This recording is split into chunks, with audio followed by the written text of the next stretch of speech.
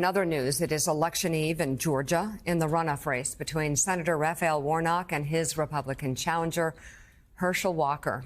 And nearly 2 million Georgians have already voted. The massive turnout already breaking multiple single-day records. The early vote total is expected to continue to rise as absentee ballots come in. For now, the party balance favors the incumbent, Senator Warnock, with more than half of early voters being Democrats.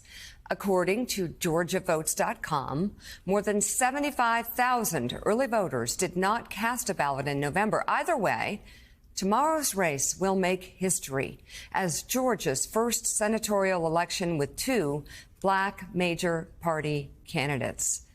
Let's bring in political reporter for the Atlanta Journal-Constitution, Greg Bluestein. Greg, give us a lay of the land in terms of where things stand now beyond what I've said and why this race still very much matters. I know, in terms of the balance, the Dems have the number, but it would be good to get Georgia for Dems.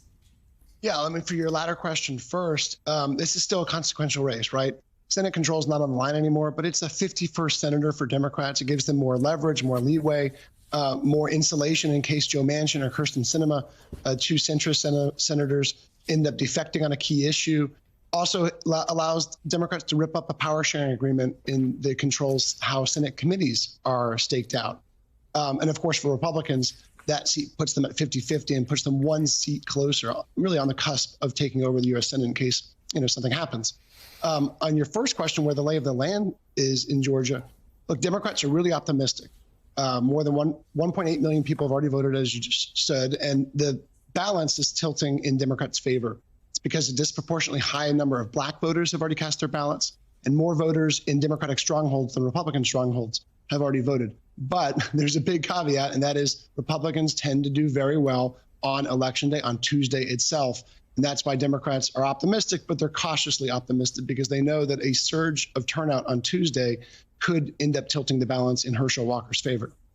Greg, one of the things that we keep highlighting is that you have over 75,000 people that have voted early voting in this runoff that did not vote in November.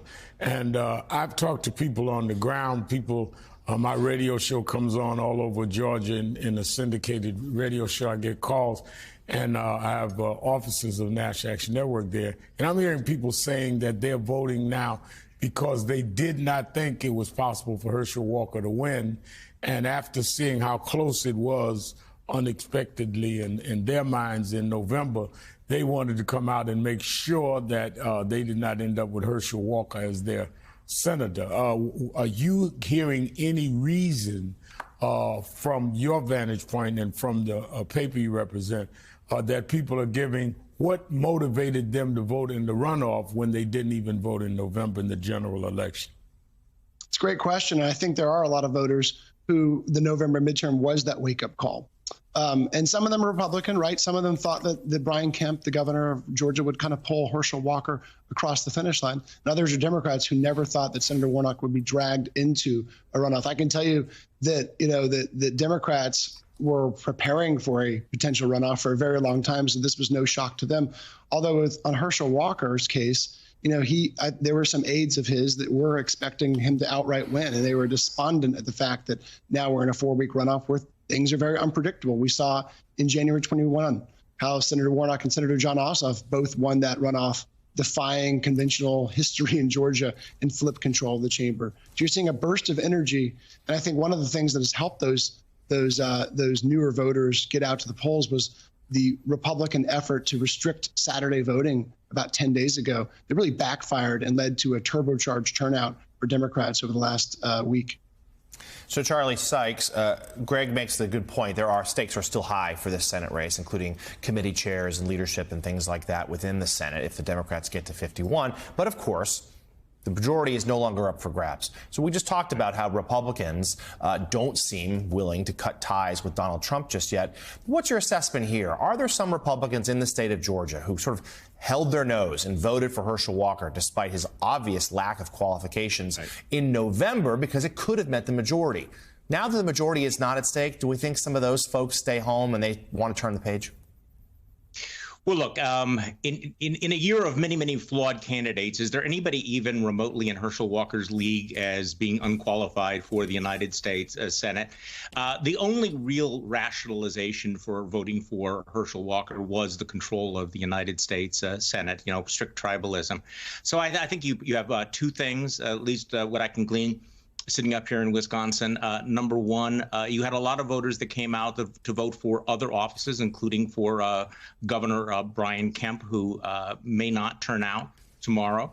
And you have others who would have voted for Herschel Walker if they thought that it was control of the United States Senate. But looking at Herschel Walker, without control of the Senate being in play is perhaps a bridge too far to them. And virtually every day, Herschel Walker reminds voters, how absurd and crazy it is to think that he should be in the United States Senate. That Saturday Night Live skit was hilarious because, in fact, it actually captures who he was. I thought President Obama's speech last week just highlighted the ultimate absurdity of Herschel Walker's candidacy.